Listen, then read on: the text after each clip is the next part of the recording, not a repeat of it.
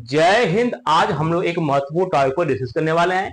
देखिए, आज का जो क्वेश्चन है ये पॉलिटी का बहुत ही बेहतरीन क्वेश्चन है। इसके साथ साथ ये करंट अफेयर का भी क्वेश्चन है। लेकिन न्यूज क्या है कि सुप्रीम कोर्ट के द्वारा अपनी ही खुद की फैसले को 35 वर्ष पश्चात उसको बदल दिया है। देखिए, 35 वर्ष पहले मतलब 1989 में एक केस था जो कि 7 जजों की संवैधानिक पीठ के द्वारा वो डिसीजन दिया गया और उसी डिसीजन को सुप्रीम कोर्ट 2024 में 9 जजों के संवैधानिक पीठ के द्वारा इसको बदल दिया गया है। ठीक है, और यहां पर जो बदला गया है, यहां बदलने पर जो केंद्र का पावर वो कम हो गया है, इसके साथ साथ राज्यों की पावर अधिक हो गया। यह कहें यहां पर जो राज्यों का संरक्षण जो है सुप्रीम कोर्ट के द्वारा किया गया है। तो यहां पर जो आपको थंबनेल दिखा है कि एक टाइपिंग मिस्टेक से बन गई है केंद्र सरकार की हार। देखिए, जो 1989 में उसमें जो कहा गया है और 2024 में कहा गया, जो 1989 में जो डिसीजन दिया गया उसमें थोड़ा सा जो लिखे हुए है जो टाइपिंग मिस्टेक कारण से डिसीजन को हम चेंज करना पड़ा है। ठीक है, तो यहाँ पे क्या है, एक टाइपिंग मिस्टेक कारण जो है केंद्र सरकार की हार हुई और यहाँ पे सुप्रीम कोर्ट ने अपनी खुद की 35 साल पुराने फैसले को बदल दिया है। और ये केस क्या था, तो यहां पर जो केस है royalty is a tax not tax है। देखिए यहां पे क्या है, royalty is A not tax, लेकिन यही 1989 में कहा गया था कि रॉयल्टी इज ए टैक्स, यानी इसी में शब्दों का चयन करते हुए यहां पर या शब्दों के हेर फेर करते हुए यहां पर डिसीजन को बदला गया है।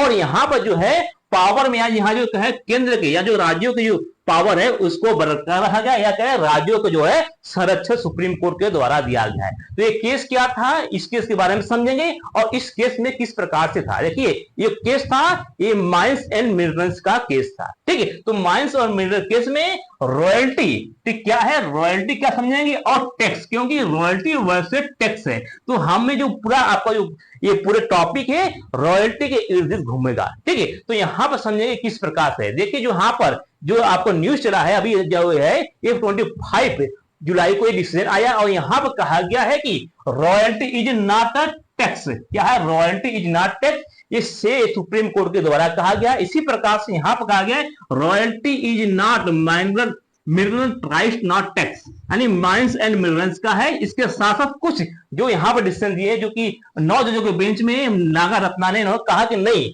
यहां पर टैक्स जो रॉयल्टी है वो टैक्स है, तो रॉयल्टी इज ए टैक्स, यानी जो 9 जजों के बेंच में से 8 संबंधी एक से इसको पारित किया गया था। तो एक कौन थी, नागा रत्ना थी, और नागा रत्ना ने कहा कि नहीं, रॉयल्टी क्या है, टैक्स है। लेकिन बाकी 8 जज ने कहा कि royalty is not a tax. तो इस समझेंगे कि जो नागा रत्ना ने किस प्रकार से अपनी बात को रखी और इसके साथ समझेंगे कि इस केस में क्या क्या महत्वपूर्ण है। देखिए, जो केस है 9 जजों की संवैधानिक पीठ के द्वारा रखा गया था और इसकी जो लीड कर रहे थे भारत के मुख्य न्यायाधीश जी डी.वाई. चंद्रचूड़ के द्वारा इसको लीड किया जाता है, यानी इन्हीं के नेतृत्व में हो रहा था। टोटल इसमें क्या है, 9 जज थे। ठीक, ये संवैधानिक पीठ है और इसकी जो केस कब हुई थी, देखिए सुप्रीम कोर्ट, जो आपको न्यूज है कि सुप्रीम कोर्ट ने गुरुवार को 25 जुलाई को एक ऐतिहासिक फैसले में अपने पिछले आदेश मतलब जो 1989 में डिसीजन सुनाया था उसको पलट दिया है। उसको रद्द कर एक कौन सा केस था, खनन एंड खनिज, माइंस एंड मिनरल्स का एक केस था। ठीक है, और यहां पर गतिविधियों पर रॉयल्टी लगाने के राज्य सरकार के अधिकार को बरकरार रखा, क्योंकि यहां पर जो है या जो राज्य सरकार की जो रॉयल्टी है उसको बरकरार रखा। देखिए, 1989 में राज्य सरकार को यहां पर बरकरार नहीं दिया था, लेकिन यहां पर जो अभी डिसीजन आया यहां पर राज्य सरकार को रॉयल्टी पर बरकरार रखा है। इसके साथ साथ यहां पर 8 समन्वय एक से क्यों है इस बहुमत से फैसले को पारित किया है।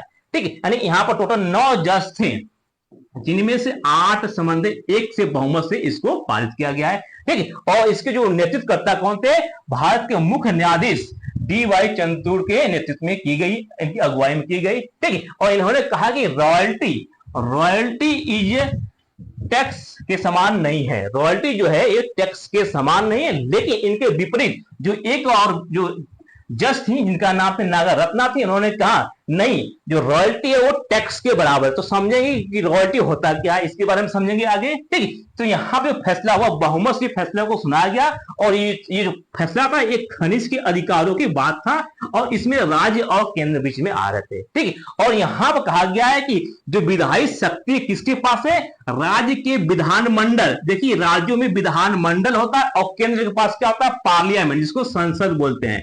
तो यहाँ पे जो शक्ति है किसके पास है?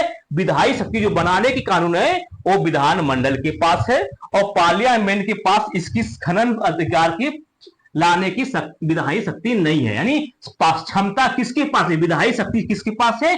तो राज्यों के पास है। तभी आपको थर्मल में लिखा गया है कि यहां पर केंद्र की हुई हार और राज्यों की हार जीत हुई। तो यहां पर देखेंगे जो संसद है, संसद जो है वो केंद्र के अंतर्गत आता है, और जो विधानमंडल होता है वो राज्यों के अंतर्गत आता है। इसीलिए आपको थर्मल मिला है कि जो केंद्र का हार हुई और राज्यों की जीत हुई। इसके साथ ये भी कह सकते हैं कि सुप्रीम कोर्ट ने राज्यों का संरक्षण किया, या कहें राज्यों को बचाया, या कहें राज्यों को जो नीति उसका पालन किया है।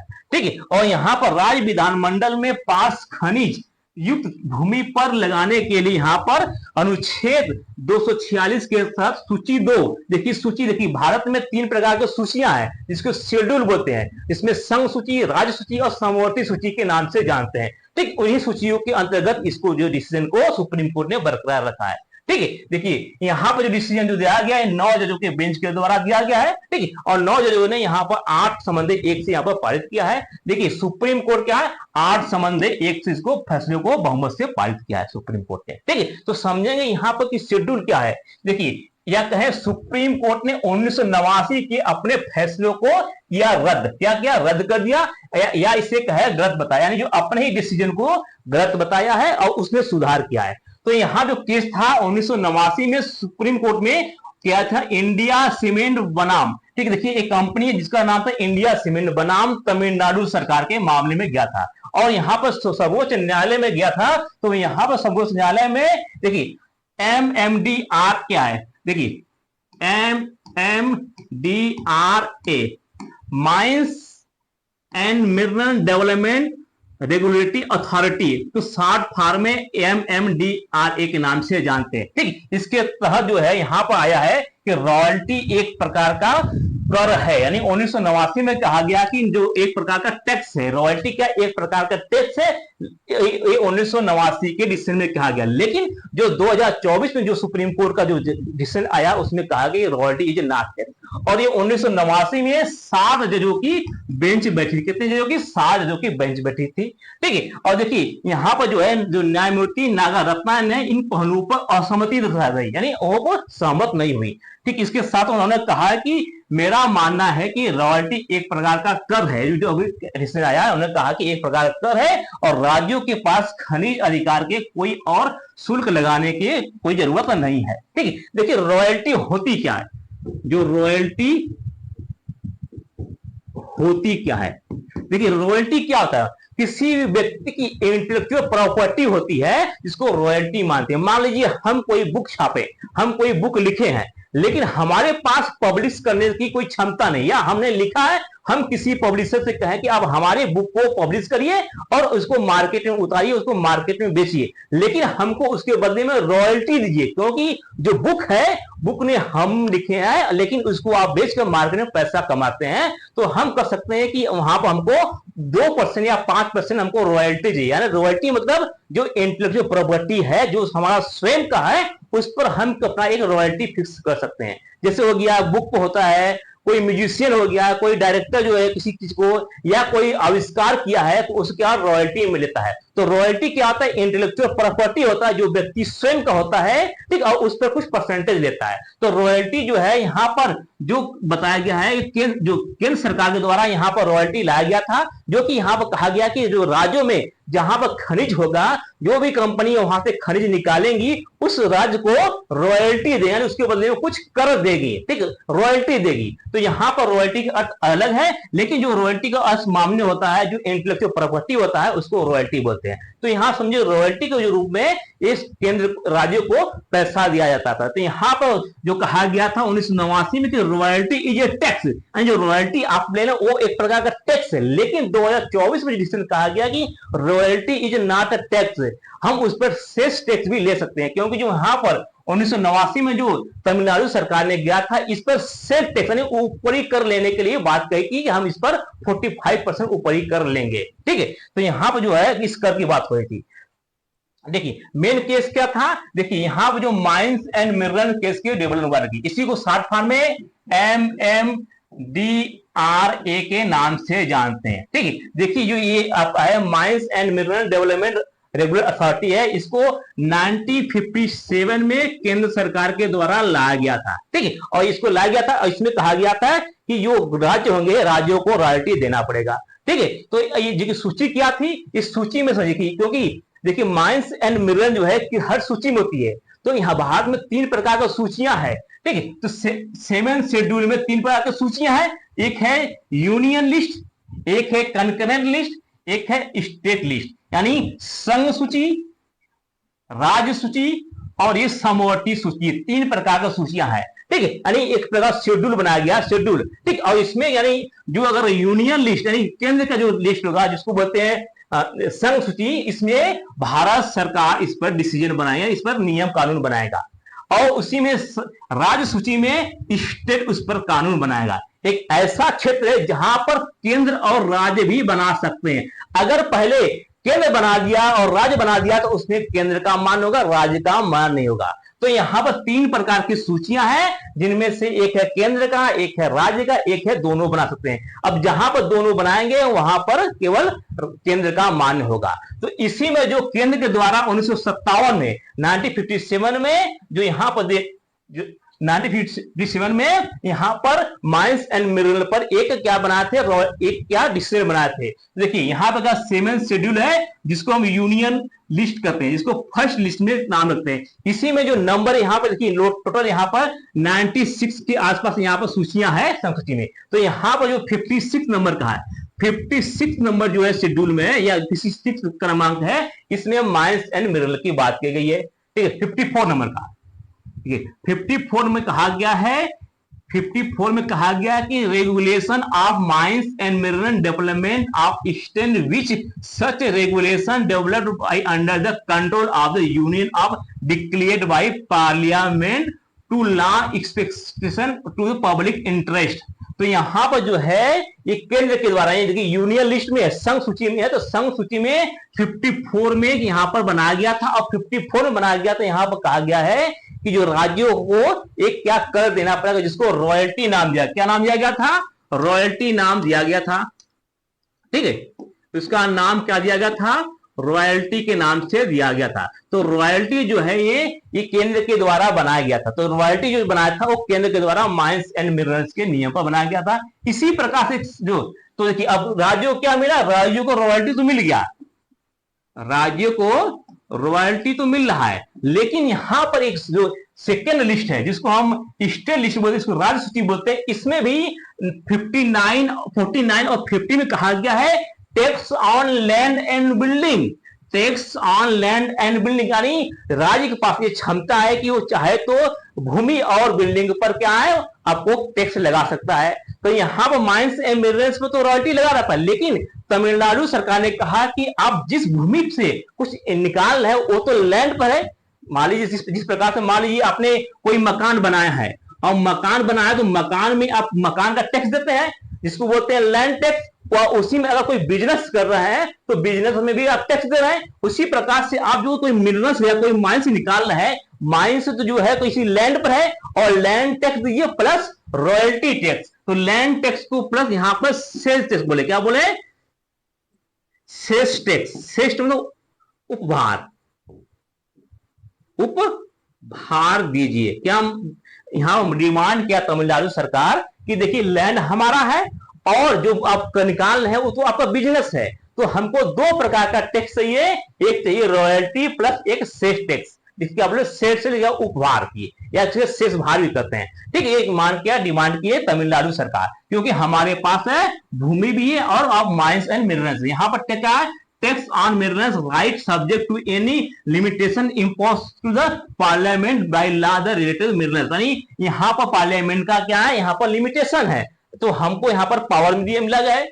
ठीक है, इसी कारण से यहां पर जो है माइंस एंड मिनरल्स के लिए यहां पर गया था। लेकिन यहां पर जो केस गया था, एक केस कब क्या था, ये जुलाई 1963 का, क्या 1963 में तमिलनाडु सरकार ने एक कंपनी थी जिसका नाम है इंडिया सीमेंट लिमिटेड, यहां पर केस किया। यहां इससे डिमांड किया कि हमको क्या है यहां पर चाहिए, इसके साथ जो केस किया था ये धारा 9 के अंदर क्या, और रॉयल्टी के साथ साथ यहां पर रॉयल्टी के साथ साथ यहां पर क्या मारा था, अति भार मांगे थे। क्या मांगे थे? अति भार। ठीक है, जो कि आपको किस अंडर मांगे? तो मांगे थे यहाँ पर अधिनियम 1958 की तहत मांगे थे। तो यहाँ पर भारत जो तमिलनाडु सरकार ने यहाँ पर 1969 में इंडिया लिमिटेड से सीमेंट से पैसा मांगा था, और पैसे मांगे थे तो यहाँ पर कहा गया था 1989 के अंतर्गत 7 जजों की बेंच, कितने? 7 जजों की बेंच बैठी थी। कितने? 7 जजों की। और 7 जजों की बेंच में कहा गया है कि जो खान और मिनरल्स की खनिज है, इसके विकास के लिए 1957 में संघ सूची के प्रविष्टि 54 में, जो हम बताया कि 54 में क्या संघ सूची में नाम दिया गया है, इसके तहत विनिमय केंद्र के पास प्राथमिकता है, और राज्यों के पास जो है यहाँ पर सूची में जो 49 में बताया, 14 और 50 में है, तो यहाँ पर राज्यों में केवल रॉयल्टी वसूलने की अनुमति थी, लेकिन यहाँ पर अनुमति थी, लेकिन यहाँ पर जो कहा गया है कि रॉयल्टी के साथ हमको शेष चाहिए। क्या? सेल्स चाहिए, यानी सेल्स में अति भार चाहिए। ठीक है, जिसको यहाँ पर राज्यों के द्वारा मना किया गया, सुप्रीम कोर्ट के द्वारा यहाँ पर 49 में यहाँ पर मना कर दिया। कहीं यहाँ पर जो गोल्ड्स एंड माइंस को जो कंपनी मालिक है उनको क्या बेनिफिट हुआ, तो यहाँ पर देखिए बेनिफिट हुआ। तो यहाँ पे कहा गया कि देखिए 2 केस हुआ इसकी, देखिए यहाँ पे केस तो हार गए, यहाँ पर 7 जजों में जो राज्य सरकार केस हार गए, लेकिन सन 2004 में फिर उसी केस रिपेन हुआ, जो कि पश्चिम बंगाल के नाम है, पश्चिम बंगाल राज्य के इसके साथ स्टार्ट हुआ, जो कि 5 जजों की बेंच थी। कितने? 5 जजों की बेंच थी, और इसमें सुनाया गया राज्यों के पक्ष में सुनाया गया था। यहाँ पर जो है एक बेंच था जो कि राज्यों के विपक्ष में सुनाया, और यहाँ पर क्या है कि रॉयल्टी इज टैक्स है, और दूसरे में कहा गया 5 जजों के बीच में उसी केस को कि रॉयल्टी इज नॉट टैक्स। ठीक है, तो यहाँ पर क्या है 5, यहाँ पर जो केस गया था, फर्स्ट केस क्या था 1989 में जो था, 1989 में कितने जज के थे? 7 जज के संवैधानिक पीठ यहां बैठी थी, और 7 जज को संवैधानिक पीठ में कहा था इन्होंने कि रॉयल्टी, जो रॉयल्टी है इज ए टैक्स है, संवैधानिक पीठ में। लेकिन तमिलनाडु सरकार जो डिमांड कर रहा था रॉयल्टी, जो मांग रहा था यहां पर कंपनियों से रॉयल्टी प्लस शेष मांग रहा, शेष मतलब अति भार मांग रही, जो आप रॉयल्टी दे रहे इसके साथ हम कुछ परसेंटेज लगाना, उसको भी हमको चाहिए, और वो लगाया कितना था? 45 पैसे लगाया था कि जो आप दे रहे हैं हमको 45%, जो 45 पैसे अतिरिक्त भार चाहिए। लेकिन सन 2004 में, सन 2004 में एक संवैधानिक पीठ और बैठती है, जिसका जो जज थे उसमें 5 जज थे। इसमें कहा गया है कि जो सेस है, जो cess on royalty tax, royalty is a tax, इसका मतलब क्या हो गया कि जो टैक्स है वो सेल्स टैक्स पर है, न कि रॉयल्टी टैक्स है। तो सेल्स टैक्स आपको देना होगा, लेकिन यहां पर देखिए यहाँ 5 जजों की बेंच थी, यहां पर 5 जजों की बेंच थी, और यहाँ ऊपर 7 जजों की बेंच थी, तो 5 जज इसको रिप्लेस नहीं कर पाए 1989 के डिसीजन में। और यहां पर डिसीजन में जो 1989 के डिसीजन में यहां पर जो हुआ था, इस डिसीजन में जो आपका जो कंपनियां थी या गुड्स एंड माइंस के कंपनी के जो मालिक थे वहां पर इनकी जीत हुई थी, और यहां पर सरकार की हार हुई थी। लेकिन 2004 में राज्य सरकारों की यहां पर जीत हुई। अब राज्य सरकार इसको अप्लाई तो नहीं कर पाए, क्यों नहीं कर पाए? क्योंकि यहां 5 जजों की बीच ही बैठी थी, और यहां पर 7 जजों के बीच बैठती या 9 जजों के बीच बैठती, तो इस 1989 को रिप्लेस कर देता है। नहीं, इसको यहां पर डिसीजन राज्यों के फेवर में आया, लेकिन वो लागू नहीं हो पाया। क्यों नहीं पाया? क्योंकि जो बड़ी बेंच नहीं है, छोटी बेंच हमेशा जो है बड़ी बेंच छोटी बेंच को रिप्लेस करता है। तो यहां पर जो राज्य सरकारों के द्वारा 2011 में जो तीसरा पॉइंट है, 2011 में इसको लाया गया था, तो 2011 में लाया गया था, तो 2024 में इसको डिसीजन लाया गया, जो डिसीजन अभी आया, और इसमें जो है 9 जजों की पीठ बैठी। कितने? 9 जजों के बीच। देखिए अब क्या है, ये 500 और 700 ऊपर जजों की यहाँ पर संवैधानिक पीठ बैठी, और इन्होंने कहा कि नहीं, जो 2004 में जो डिसीजन आया है शेष ऑन रॉयल्टी टैक्स वो सही है। इसका मतलब जो है अब 2024 वाला जो है वो 1989 को रिप्लेस कर देगा, क्योंकि यहां पर 9 जजों की हमेशा जो है बड़ी जज है वो छोटी जज को रिप्लेस कर देगा। क्या करेगा?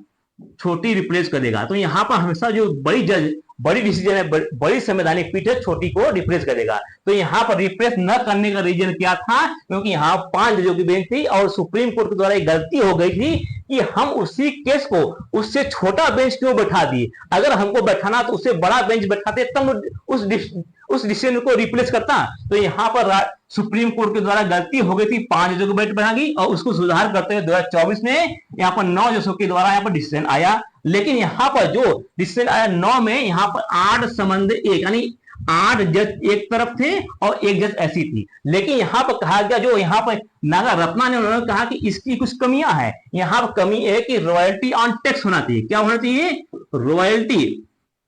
रॉयल्टी ऑन टैक्स होना चाहिए, क्योंकि अगर रॉयल्टी ऑन टैक्स नहीं होगा, अगर ये नहीं होगा तो राज्य सरकार अपना जो शेष है, शेष को क्या करेंगे?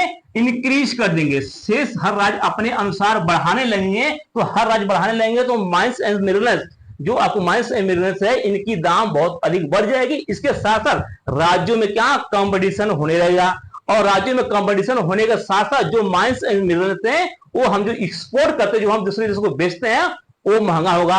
और अगर वो महंगा होगा तो हो सकता है कि जो देश हमसे खरीद रहे हैं वो न खरीदे। इस कारण से इन्होंने कहा कि नहीं, इस केस को और अधिक सुनना चाहिए, और नहीं सुनना तो चाहिए, लेकिन इसकी केस जो है 31 जुलाई को फिर से सुना जाएगा।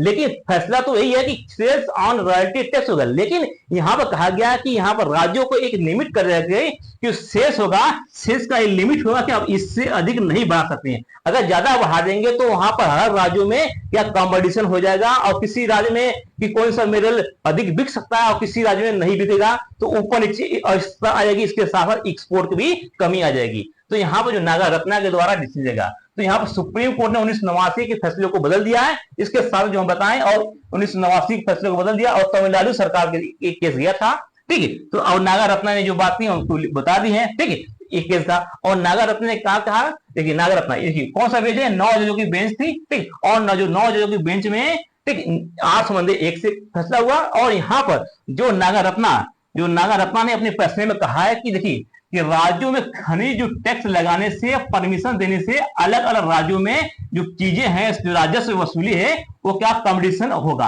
यानी कंपटीशन बढ़ जाएगा। इसके साथ साथ जो नेशनल मार्केट जो हम कोई वस्तु, जैसे कि हम आयरन उत्पादन करते हैं, लोहे का उत्पादन करते हैं, जो हम विदेशों को बेचते हैं, तो विदेशों को जो बेचेंगे, अगर यहाँ पर राज्यों में अपना सेस टैक्स बढ़ा देंगे तो राज्य जो विदेशी है हमसे क्यों खरीदेंगे? क्योंकि हमारा ओवर आज तो सामान जो महंगा हो जाएगा, जिस कारण से अस्थिरता आएगी। इसके साथ साथ मिनरल्स डेवलपमेंट को लेकर भी यहाँ पर केंद्र सरकार का सिस्टम क्या खराब हो जाएगा या खत्म हो जाएगा। क्योंकि जो देखिए जब विदेशी व्यापार होता है तो उसको केंद्र होता है, लेकिन यहाँ माइंस और मिनरल्स क्या है, राज्यों के अंतर्गत आ गया है, ठीक है। इस कारण से इन्होंने अपनी डिसीजन दिया है, ठीक। तो यहाँ पर जो है, जो इन्होंने कहा कि अभी एक बार और सुनवाई होगी, और इसमें जो है 31 जुलाई को हरीश साल्वे जो है इसकी अपनी बात रखेंगे। हालांकि डिसीजन तो यही रहेगा, लेकिन यहाँ पर जो शेष है उसको लिमिट कर दिया जाएगी, आप राज्य सरकार उससे अधिक नहीं बढ़ा सकते हैं, जिस कारण से एक स्थिति क्या बना रहे, ठीक है। आई होप कि आपको अच्छी तरह समझ में आएगा कि किस प्रकार से सुप्रीम कोर्ट ने अपनी